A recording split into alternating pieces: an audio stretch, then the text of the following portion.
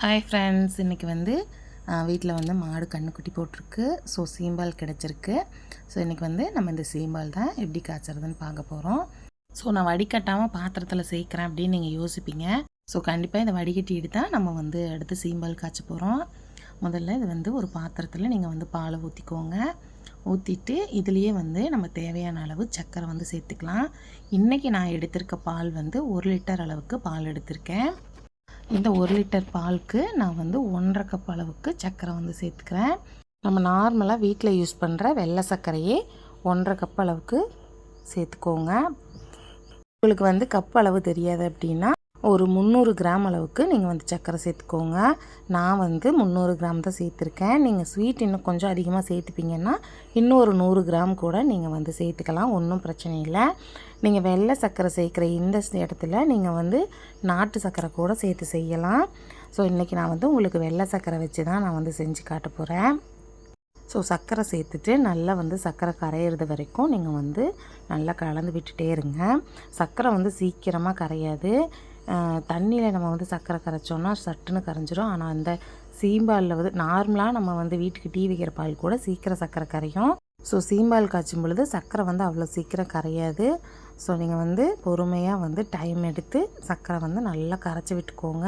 அப்படி இல்லைன்னா நம்ம சீம்பால் காய்ச்சினதுக்கப்புறம் கீழே பார்த்திங்கன்னா அந்த பாலில் வந்து திட்டு திட்டாக இருக்க மாதிரி இருக்கும். ஸோ நல்லா கரைச்சி விட்டுட்டு இப்போ வந்து நம்ம எந்த பாத்திரத்தில் சீம்பால் காய்ச்சிரோமோ அந்த பாத்திரத்தை எடுத்துக்கோங்க. அந்த பாத்திரத்தில் நம்ம வந்து சர்க்கரை போட்டு ரெடி பண்ணி வச்சுருக்க சீம்பாலை வந்து வடிகட்டிட்டு சேர்த்துக்கோங்க. நான் முதல்லையே வந்து ஏன் வடிகட்டலை அப்படின்னா, நம்ம முதல்லையே வடிகட்டிட்டு நம்ம சர்க்கரை சேர்த்து கரைச்சதுக்கப்புறம் அந்த தூசெல்லாம் இருந்தது அப்படின்னா, ஸோ நம்ம வடிகட்டாமல் செஞ்சோம், மண் தூசெல்லாம் அதில் இருக்கும்.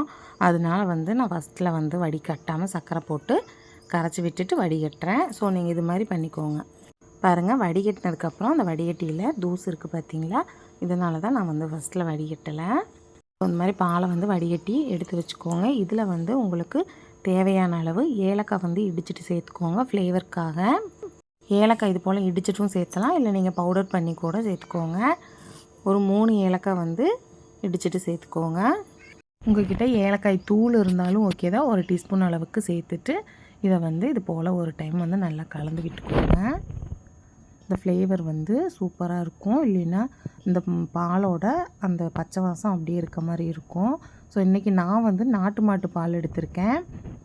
ஸோ இந்தளவுக்கு நல்லா கலந்து விட்டுட்டு இதை வந்து இப்போ ஒரு ஓரமாக வச்சுக்கோங்க. அடுத்து வந்து நம்ம பால் காய்ச்சறதுக்கு ரெடி பண்ணிடலாம். இப்போ பாருங்கள், நம்ம வந்து சீம்பால் காய்ச்சறதுக்கு நான் வந்து ஒரு இட்லி பாத்திரம் எடுத்திருக்கேன். அதை வந்து ஸ்டவ்வில் வச்சுக்கோங்க. வச்சுட்டு நல்லா ஹை ஃப்ளேமில் வச்சுக்கோங்க. வச்சுட்டு நம்ம நார்மலாக இட்லி வேக வைக்கும் போது எவ்வளவு தண்ணி வைப்போமோ அந்த அளவு மட்டும் நீங்கள் தண்ணி வச்சுக்கோங்க.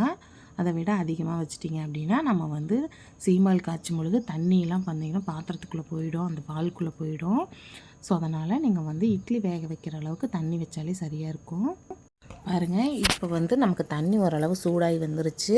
இப்போ இதில் வந்து நம்ம ரெடி பண்ணி வச்சுருக்க சீம்பாலை சேர்த்துக்கலாம்.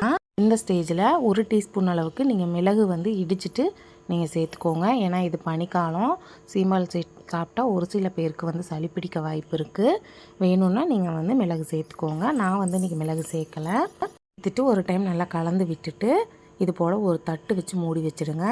மூடி வச்சுட்டு அதுக்கப்புறம் வந்து நீங்கள் இட்லி பாத்திரத்தை மூடி வச்சுக்கோங்க. இல்லைன்னா தண்ணி கொதித்து வரும்பொழுது தண்ணிலாம் பார்த்திங்கன்னா இந்த சீம்பாலுக்குள்ளே போயிடும். பிளேட் வைக்காமல் நம்ம அப்படியே வச்சிட்டோம்னா, அதனால தான் பிளேட் வச்சு மூடி வைக்கிறது. ஸோ பிளேட் வச்சு மூடி வச்சுட்டு இட்லி பாத்திரத்தை நல்லா வந்து டைட்டாக க்ளோஸ் பண்ணி வச்சுடுங்க. ஒரு 20 நிமிஷம் வந்து ஹை ஃப்ளேமில் வச்சு நீங்கள் வந்து நல்லா வேக வைங்க. இப்போ வந்து ஒரு 20 நிமிஷம் ஆகிடுச்சு. ஓப்பன் பண்ணி பார்த்துடலாம். தண்ணி எந்த அளவு கொதிக்குது பாருங்கள். இப்போ வந்து அந்த பிளேட் எடுத்துகிட்டு நீங்கள் லைட்டாக கை வச்சு அழுத்தி பாருங்கள். சீம்பால் வெந்துருச்சா வேகலையாங்கிறது தெரியும்.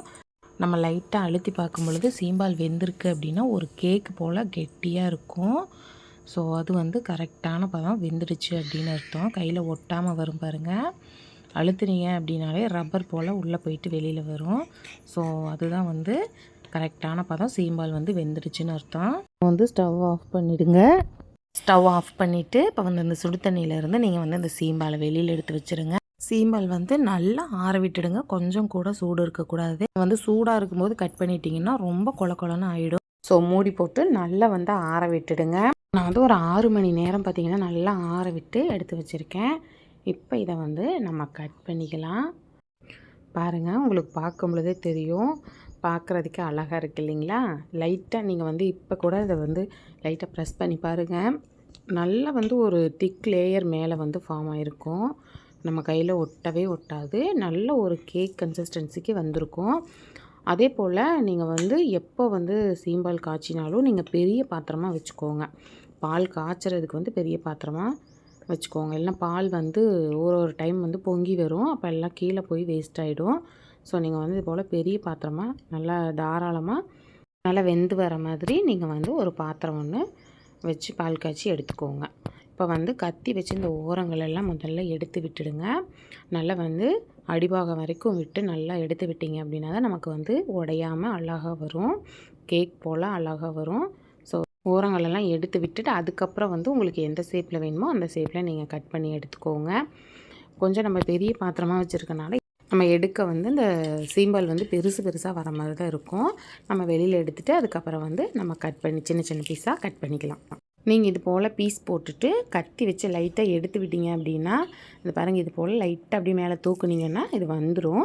சூப்பராக எங்கேயுமே ஒட்டாமல் உடையாமல் அழகாக வரும். இதுக்கப்புறம் நம்ம வெளியில் ஒரு பீஸ் எடுத்துட்டோம் அப்படின்னா இது எல்லா பீஸுமே ஈஸியாக சூப்பராக வந்துடும். ஸோ பார்க்கவே எவ்வளோ அழகாக இருக்குது பாருங்கள். நீங்களும் இதே மாதிரி சீம்பால் உங்கள் வீட்டில் நீங்கள் காய்ச்சி பாருங்கள். குழந்தைங்களுக்கு கொடுக்கும்பொழுது நீங்கள் வந்து அதில் பெப்பர் ஒரு டீஸ்பூன் வந்து சேர்த்துக்கோங்க. நான் வந்து பெப்பர் சேர்க்காமலே நாங்கள் வந்து சாப்பிடுவோம். ஸோ எங்களுக்கு சளி பிடிக்காது. நீங்கள் வந்து உங்கள் குழந்தைங்களுக்கு சளி பிடிக்கும் அப்படின்னா ஒரு டீஸ்பூன் அளவுக்கு நீங்கள் மிளகு சேர்த்து சீம்பால் வந்து இந்த மெத்தடில் காய்ச்சி பாருங்கள். டேஸ்ட்டும் அட்டகாசமாக இருக்கும், ஃப்ளேவரும் சூப்பராக இருக்கும். ஸோ கண்டிப்பாக மிஸ் பண்ணிடாமல் இந்த மெத்தடில் நீங்கள் வந்து சீம்பால் எப்போ கிடைச்சாலும் ட்ரை பண்ணி பாருங்கள். ட்ரை பண்ணி பார்த்துட்டு எப்படி வந்தது அப்படிங்கிறதையும் கமெண்டில் வந்து நீங்கள் சொல்லுங்கள். சீம்பால் வந்து எப்போ காய்ச்சும் பொழுதும் நீங்கள் ஒன்று கவனமாக தெரிஞ்சுக்கோங்க. நம்ம மாடு கன்று போட்டு முதல் பால் எடுத்து நம்ம காய்ச்சும் பொழுது நமக்கு 20 நிமிஷத்தில் பால் வந்து சூப்பராக வெந்து வந்துடும். அதே போல் பால் காய்ச்சும் பொழுது திக் லேயர் ஃபார்ம் ஆகும் மேலே. 2வது 3வது பால் வந்து கொஞ்சம் நமக்கு வந்து கெட்டியாகாமல் லைட்டாக தான் நமக்கு வந்து கட்டியாகும்.